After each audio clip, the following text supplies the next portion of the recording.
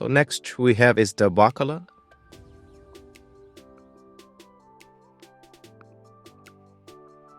We have 4 Bacalas. One, we have the yellow, which means the transformation of momentum from bearish to bullish. Then we have is the green, that means the bullish momentum.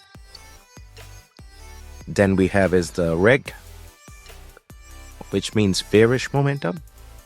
And we have the orange Bacala, which means the transformation from bullish to bearish. So we had a scalp here, the Bacala was red.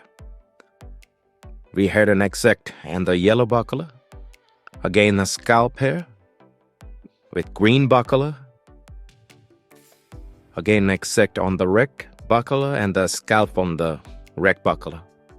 Again here, scalp on the red Bacala.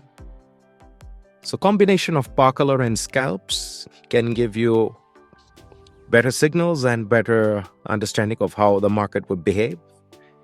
You can also trade along with the Bacala. And when the orange to red confirms, and after the accept or the scalp signal, you can take the entry. Wait for the exit signal. Same goes for here. Green Bacala, green scalp. A lot of momentum, right?